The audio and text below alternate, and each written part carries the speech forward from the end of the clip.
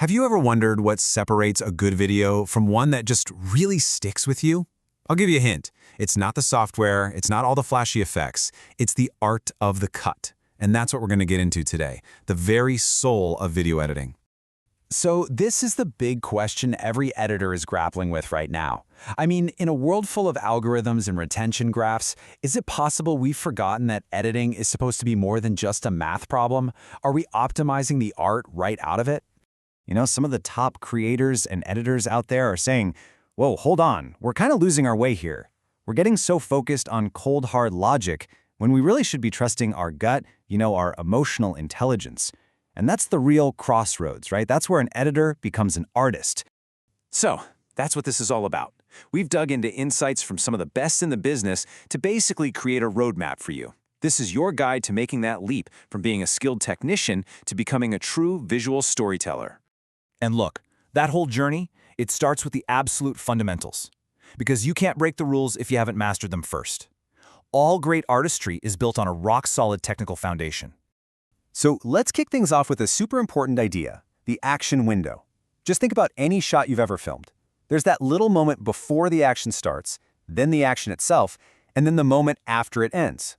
Well, that part in the middle, that's your action window. That's where all the good stuff is. And honestly, this is where you can see the difference between an amateur and a pro almost instantly.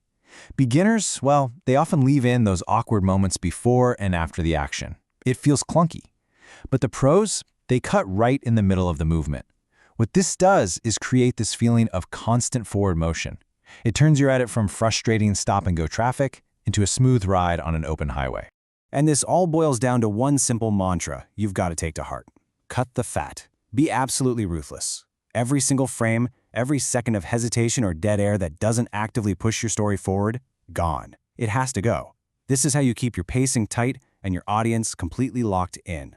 Okay, another key tool for creating that seamless flow is what's called a split edit. You probably know them as J-cuts or L-cuts, and they're called that because that's literally what the edit looks like on your timeline. A J-cut is when you hear the audio from the next clip before you see the video, and an L-cut, it's just the opposite. The video changes, but the audio from the first shot hangs around for just a second longer. So why bother with all this? Because it feels more real. It mimics how we actually experience the world around us. It smooths out those transitions, makes them feel more natural, more conversational. This right here is the heart of what we call invisible editing, making the cuts so clean that the viewer doesn't even notice them. They just feel the story. Okay, so you've nailed the individual cut. Now it's time to zoom out. Let's think bigger. How do all of your shots actually talk to each other? Let's get into how you build a really compelling story, one cut at a time. This quote from the creator, Dodford, it perfectly nails the mindset shift. So many of us, right? We just throw a bunch of cool-looking clips on a timeline and write montage in the script. But the best storytellers, they plan it all out with so much intention. They literally write it out, beat for beat. We can call this idea pre-editing, and it's kind of a game changer. You're basically adding a pre-production step to your post-production phase.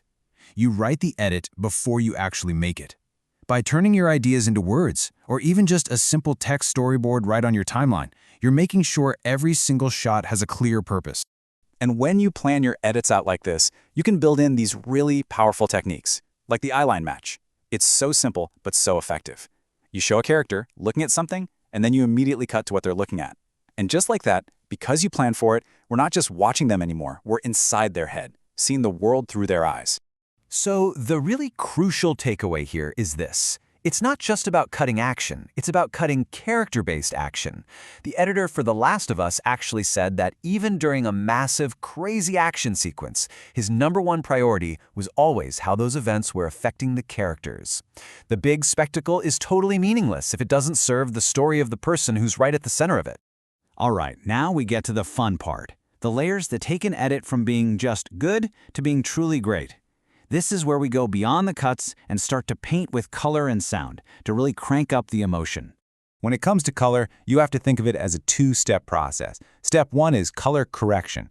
This is the technical part. You're balancing your shots, making sure your whites are actually white, and just creating a consistent, neutral base to work from. Only then do you move on to step 2, color grading. This is the artistic part. This is where you create a mood, a specific look that tells your audience exactly how they should feel. A perfect example, you've seen this everywhere, is that famous teal and orange look. Ever wonder why it's so popular? It's simple color theory. By pushing those cool teal tones into the shadows, it makes the warm orange tones of human skin just pop right off the screen. It's a simple but really powerful way to create visual contrast and pull the viewer's eye exactly where you want it to go. And then there's sound, another massive tool for adding emotional layers. A simple riser can build an incredible amount of tension, making the audience literally lean in, waiting to see what happens next. A well-placed whoosh or a hit can give a simple cut a real physical impact. And subtle background sounds, what we call atmospherics, can instantly transport your audience, making the world you've built feel completely real. And please, don't ever underestimate the power of sound. Good sound design is not just some decoration you slap on at the end. Some people argue it is responsible for more than half, 50% of the entire viewing experience. It's what makes a scene feel immersive, emotional, and totally complete. Okay, we've gone over the techniques, the fundamentals, the polish. Now we get to the final step in this whole journey from technician to artist, finding your own unique voice. Every creative person has heard the phrase, murder your darlings, right? It just means you have to be willing to cut anything, even stuff you love, if it doesn't serve the story. And it's fantastic advice. But there's a really important addition to that rule. Don't throw the baby out with the bathwater. Because sometimes, in our obsession to get the perfect, lightning-fast pacing, we cut too much. We trim out all the pauses, the quiet moments, the little breaths between lines. But you know what? A lot of the time, those are the most important beats in the whole story. A moment of silence after a character says something revealing can say so much more than another line of dialogue ever could. Knowing when to cut fast and when to just let a moment breathe, well, that's instinct. That's art. And all of this leads to that final big dilemma that every creator has to face. How do you balance artful expression with practical optimization? Hayden Hillier-Smith, when he was editing for Mr. Beast, made this really artistic, blurry intro that he absolutely loved.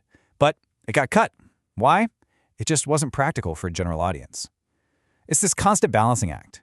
If you go too far into just optimization, your work can start to feel a little soulless. But if you go too far into pure art, you might lose your audience. The real magic is finding that sweet spot right in the middle. So you've learned the rules, you've got the techniques down. They're in your subconscious now. It's like walking.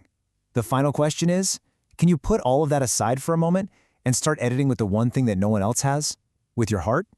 Because that's the real art of the cut.